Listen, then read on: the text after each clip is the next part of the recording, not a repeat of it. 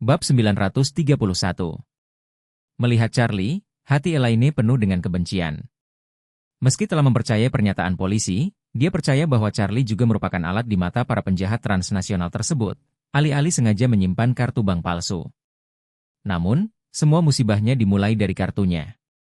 Jika bukan karena kartunya, dia tidak akan menderita keluhan ini, jadi dia secara alami menganggap Charlie sebagai penyebab terbesar. Karena itu, dia melihat Charlie sekarang, tentu saja tidak mungkin untuk menunjukkan padanya ekspresi yang bagus. Tapi tiba-tiba dia dibentak oleh petugas polisi, yang membuatnya terkejut. Pikiran bahwa dia mungkin diamati oleh polisi sepanjang waktu di masa depan, Elaine merasa sangat tidak nyaman. Tapi dia tidak ada hubungannya, yang terlibat dalam pusaran besar seperti itu. Akibatnya, dia hanya bisa menahan kebencian jauh di dalam hatinya terhadap Charlie dan menenangkan diri. Melihat dia jujur, petugas polisi berkata kepada Charlie, "Jika kamu menantunya, kan?" Charlie mengangguk dan berkata, saya." Petugas polisi itu hanya berkata, oke, kalau begitu Anda datang dan menandatangani dokumen dengan saya untuk membuktikan bahwa Anda telah mengambil orang itu." Charlie mengikuti petugas polisi untuk menandatangani dokumen, dan kemudian bertanya, "Bolehkah saya pergi sekarang?" Lalu dia mengangguk dan berkata, oke, kamu bisa pergi." Jadi Charlie berkata kepada ibu mertuanya, "Ibu, ayo pergi, aku akan membawamu ke rumah sakit."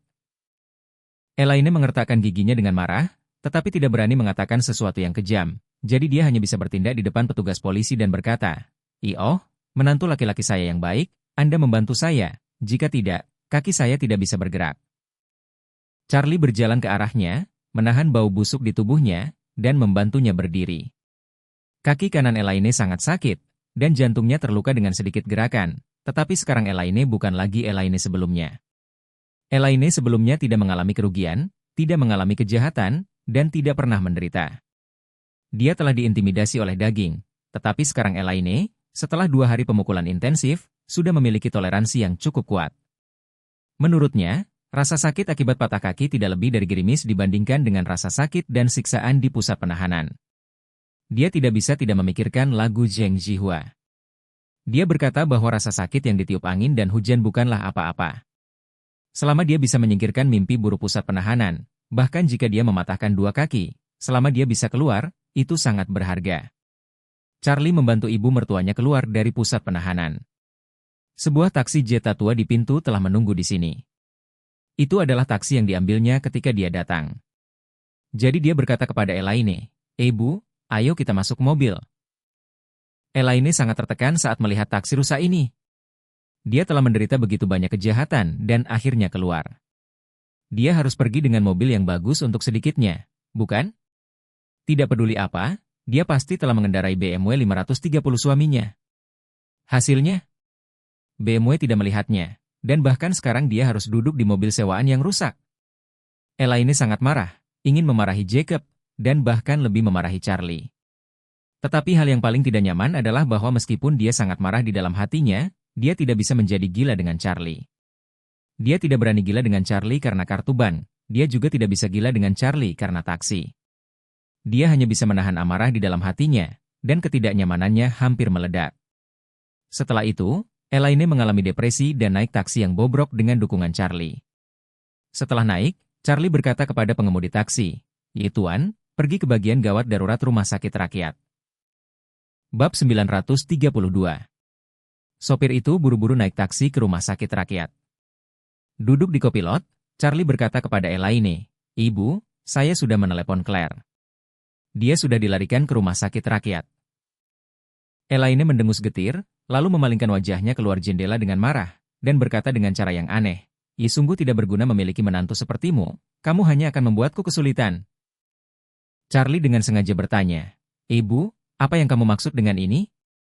Kapan aku membuatmu bermasalah lagi?" Elaine memelototinya melalui kaca spion, dan berkata dengan dingin, "Jangan tanya. Pikirkan sendiri, saya tidak akan mengatakan apa-apa jika Anda bertanya." Elaine telah diperingatkan oleh polisi berkali-kali, dan sekarang dia tidak berani marah pada Charlie secara langsung, dan hanya bisa menggunakan cara yang tidak jelas ini untuk marah. Charlie secara alami tahu apa yang dia pikirkan tentang ibu mertua yang luar biasa ini, jadi dia dengan sengaja berkata, "Maaf, saya benar-benar tidak bisa memikirkan masalah apa yang saya sebabkan untuk Anda."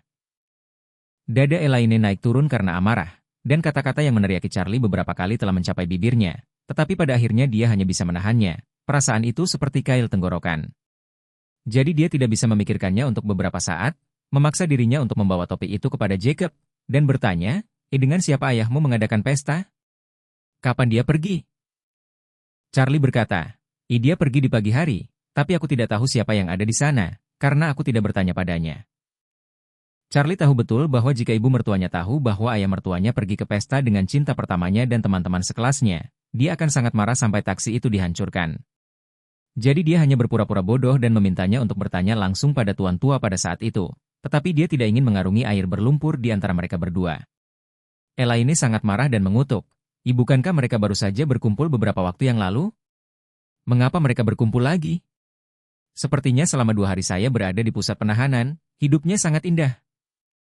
Setelah berbicara, Elaine segera mengeluarkan ponselnya dan menelepon Jacob. Saat ini, Jacob berada di klub Brilian, bersenang-senang dengan Making dan sekelompok teman lama.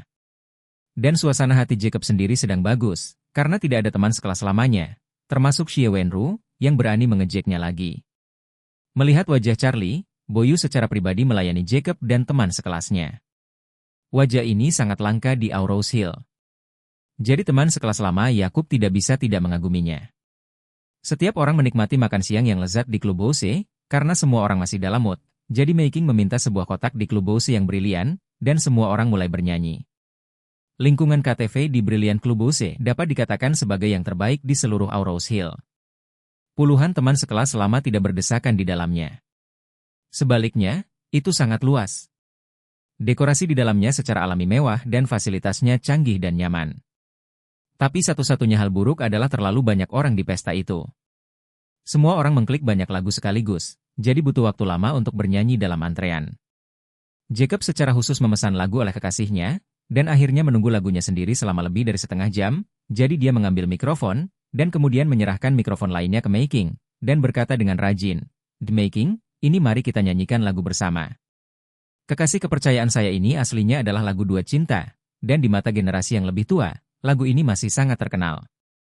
Apalagi kedua penyanyi yang menyanyikan lagu ini juga merupakan pasangan di kehidupan nyata, sehingga menambah sedikit rasa manis pada lagu ini." Ketika teman-teman lama melihat Jacob mengklik lagu ini, dan bahkan secara khusus mengundang Making untuk bernyanyi bersamanya, mereka tidak bisa menahan teriakan. Seseorang berkata, "Oh, Jacob, Anda dengan sengaja mengklik lagu seperti itu dan mengundang wanita cantik kami untuk menyanyikannya bersama. Apa niatmu?" Yang lain berkata, "Hei, apa kamu tidak mengerti pikirannya?" Itu pasti hatinya yang diketahui semua orang. Beberapa orang bahkan menyanjung Yakub dan berkata, Yakub dan Making seharusnya menjadi pasangan. Mereka belum pernah bertemu selama lebih dari 20 tahun. Menyanyikan lagu seperti itu bersama benar-benar tepat. Yakub benar-benar diliputi kegembiraan saat mendengar ini. Pada saat ini, dia tidak tahu bahwa mimpi buruknya akan segera datang. Bab 933. Meskipun Making sedikit tersipu saat ini, dia menerima mikrofon secara terbuka dan tersenyum dan berkata, "Jangan salah paham, bukankah kamu hanya menyanyikan sebuah lagu bersama? Jika orang lain bersedia menyanyi dengan saya juga tidak akan opini." Xie Wenru merasa sedikit kesal di hatinya. Dia merasa bahwa Yakub juga orang yang sudah menikah. Bagaimana dia bisa secara terbuka mengundang Dewi menyanyikan lagu cinta semacam ini? Tetapi ketika dia berpikir bahwa menantu Jacob dapat membuat Boyu menganggapnya begitu serius, dia menelannya lagi ketika itu mencapai bibirnya. Jacob selalu memiliki senyum gembira di wajahnya, dan tidak bisa membantu tetapi diam-diam melihat Making, hatinya sudah melonjak. Making secara tidak sengaja melihat sekilas Jacob. Melihat obsesinya yang tidak disembunyikan dengan dirinya sendiri di matanya, dia tidak bisa menahan tersipu. Saat ini, lagu pendahuluan telah dimulai. Making mengambil mikrofon dan mengamati layar dengan saksama. Tepat setelah pembukaan, Making memimpin dalam menyanyikan bagian wanita. "Biarkan cintaku bersamamu selamanya. Apakah kamu merasakan itu? Aku mengkhawatirkanmu." Suara nyanyian Making sangat bagus, dan bagi orang-orang tua ini, itu seperti suara alam, membuat mereka mabuk. Yakub bahkan merinding di sekujur tubuhnya. Dia merasa bahwa bahkan jika suara Making dibandingkan dengan penyanyi profesional, itu tidak terlalu banyak. Para siswa juga bergemuruh dengan tepuk tangan meriah. Mei King telah selesai menyanyikan bagian kewanitaannya saat ini, dan kemudian sudah waktunya bagi Jacob untuk menyanyikan bagiannya. Saat Jacob mengambil mikrofon dan bersiap untuk bernyanyi dengan penuh kasih, ponselnya di meja kopi KTV tiba-tiba bergetar. Dia melihat ke bawah tanpa sadar, dan dikejutkan oleh kata-kata di layar ponsel. Nama orang yang ditampilkan di telepon adalah istri. Apa-apaan ini? Suasana hati Jacob langsung ambruk. Elaine telah hilang selama 2 hari 2 malam, tetapi telepon dimatikan dan tidak dapat dihubungi. Mengapa dia meneleponnya sekarang? Mungkinkah? Apakah dominatris ini kembali? Detik berikutnya, Yakub menegaskan tebakannya di dalam hatinya. Ponsel Elaine dikatakan telah dimatikan selama 2 hari pertama, dan sekarang dia memanggilnya tiba-tiba, itu berarti dia pasti kembali. Yakub tiba-tiba panik. Elaine kembali, apa yang bisa saya lakukan? Bukankah hidupku yang baik akan segera berakhir? Saat ini, ponsel di desktop masih bergetar, dan bagian yang harus dia nyanyikan sudah hilang. Teman sekelasnya mencemooh sebentar dan berkata, Jacob, apakah kamu terlalu gugup untuk bernyanyi bersama Mei King? Anda tidak tahu apakah sekarang giliran Anda untuk bernyanyi? Mei King tidak bisa menahan diri untuk bertanya, Jacob, mengapa kamu tidak menyanyikan bagianmu? Jacob menyeka keringat dingin dari dahinya dan menatap telepon lagi. Dia tahu bahwa dengan kepribadian Elaine, jika dia tidak menjawab teleponnya, dia pasti akan marah. Bab 934. Jadi dia berkata dengan panik, maaf, saya akan menjawab telepon dulu, dan kembali bernyanyi lagi nanti. Setelah berbicara, dia buru-buru mengangkat telepon dan segera keluar dari kotak. Ketika Xie Wenru melihat ini, dia segera mengambil mikrofon yang ditinggalkannya dan berkata sambil tersenyum, ayo Mei King, aku akan bernyanyi denganmu. Jacob mengeluarkan ponselnya dari kotak, lalu buru-buru menekan tombol jawab. Begitu panggilan tersambung, raungan ikonik Elaine terdengar, Jacob, apakah kamu akan mati? Saya telah hilang selama 2 hari 2 malam. Saya tidak mendapat panggilan telepon atau pesan WeChat dari Anda, jadi Anda pergi ke pesta F. King? Begitu Jacob mendengar ini, dia tiba-tiba membanting di dalam hatinya, dan hatinya yang semula penuh gairah langsung menjadi sangat dingin. Sudah berakhir. Wanita bau ini benar-benar kembali. Tuhan terlalu tidak adil padanya. Hari-hari baiknya baru saja berlalu 2 hari. Dia baru saja mulai berpesta dan bernyanyi bersama Mei King. Tanpa perkembangan berarti, wanita bau ini kembali. Bukankah ini merenggut nyawanya? Dia sangat tertekan sehingga dia hampir ingin mati. Tetapi Elaine di ujung telepon bertanya dengan marah. Yakub di hari anjing, apakah kamu bodoh? Mengapa kamu tidak berbicara? Jacob buru-buru menjelaskan, istriku, jangan marah pada suamimu dan dengarkan aku. Saya telah mencari Anda selama 2 hari ini. Jika Anda tidak mempercayai saya, Anda dapat bertanya kepada gadis Anda atau Charlie. Untuk menemukanmu, aku akan bicara dengan Charlie. Kami mencari di semua aula mahjong di Aurose Hill. Elaine berteriak, jangan bilang kalau itu tidak berguna. Aku hanya ingin tahu dengan siapa kamu berpesta. Bagaimana aku bisa mendengarkan seseorang bernyanyi? Apakah kamu di KTV? Nah, Anda tidak memiliki hati nurani. Anda masih ingin bernyanyi ketika saya tidak jelas tentang hidup dan mati saya. Jacob menjelaskan, ketika saya bertemu dengan beberapa teman lama, mereka memanggil saya. Elaine mengertakkan gigi dan mengutuk. Sudah kubilang Jacob, kakiku patah dan aku akan pergi ke unit gawat darurat rumah sakit rakyat. Kamu sebaiknya segera berguling kepada aku, kalau tidak aku tidak akan pernah berakhir denganmu. Yakub kaget, beraninya dia mengatakan tidak saat ini, dan buru-buru berkata, baiklah istriku, aku akan datang sekarang. Setelah berbicara, dia menutup telepon dan berlari kembali ke kotak. Saat ini, kekasihnya, Mei King, sedang bernyanyi duet untuk Xie Wenru. Dia tidak boleh cemburu, dan buru-buru berkata kepada Mei King, Mei King, saya memiliki sesuatu yang penting untuk dilakukan. Saya harus pergi. Mei King bertanya dengan heran, mengapa kamu pergi sekarang? Apakah ada yang salah? Tidak terjadi apa-apa. Jacob terkekeh dan berkata, ini hanya panggilan dari rumah untuk memberitahuku sesuatu. Biarkan aku pergi. Aku harus kembali dulu. Mei King mengangguk dan bertanya, tidak masalah, apakah Anda ingin saya datang dan membantu? Jacob buru-buru melambaikan tangannya dan berkata, tidak perlu, tidak, aku bisa pergi sendiri. Meskipun Mei King agak menyesal, dia menganggukkan kepalanya dengan penuh pengertian dan berkata, Jikalau begitu jika kamu butuh bantuan, ingatlah untuk meneleponku. Baik.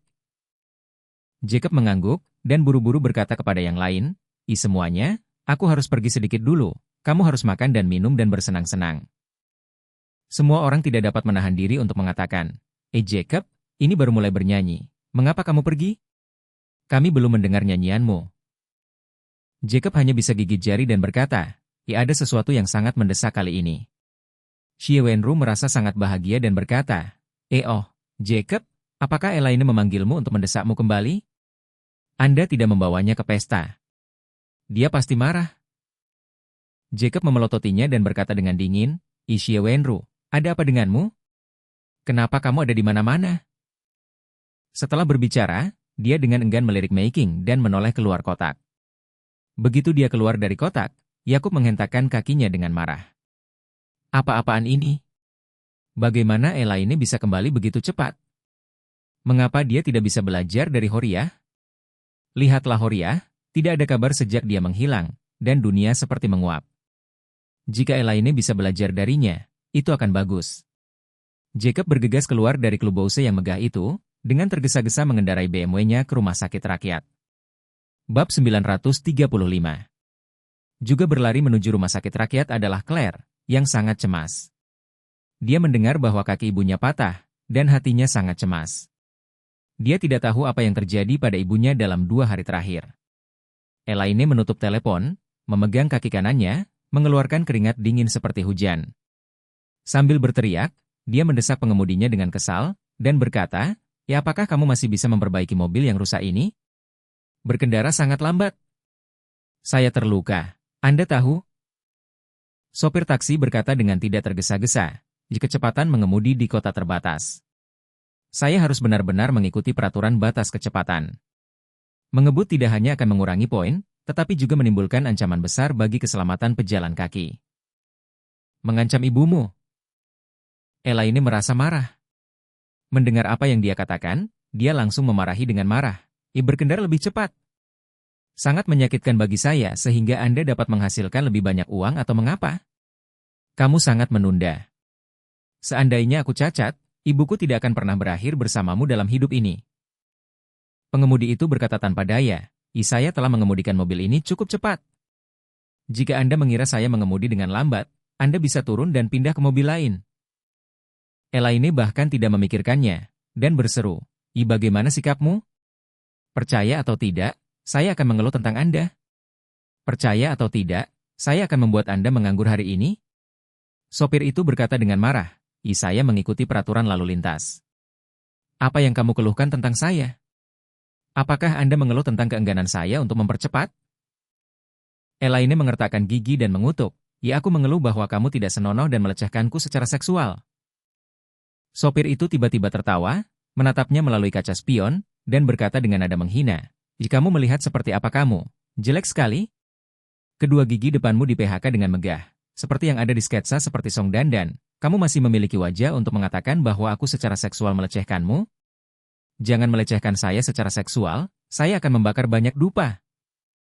Elaine sendiri membuat perutnya tercekik.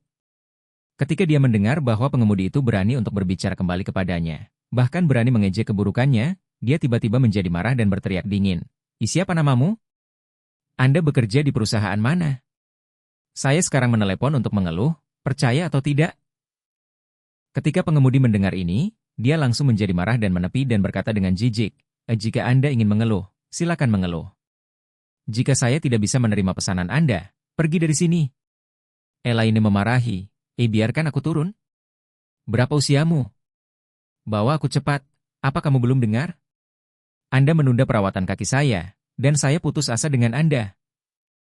Pengemudi mematikan mobil dan mencibir, maaf, mobil saya rusak dan tidak bisa pergi. Jika Anda tidak ingin turun, maka Anda tetap di sini. Elaine tidak menyangka pihak lain sama sekali tidak akan membeli akunnya sendiri, dan hendak terus marah, namun tidak menyangka pengemudi akan mendorong pintu mobil dan merokok. Charlie geli saat duduk di kopilot. Ibu mertua tampaknya tidak pernah memahami situasinya. Sekarang patah kakinya sendiri yang membutuhkan perawatan secepatnya, dan bukan patah kaki seorang sopir taksi. Apa gunanya dia berpura-pura menjadi sopir taksi? Sekarang orang berhenti mengemudi, Bukankah dia yang menunda? Tapi Charlie tidak peduli padanya. Jadi dia dengan sengaja bertanya, "Ibu, apa yang harus kita lakukan sekarang? Tidak bisakah kamu menghabiskannya di sini?"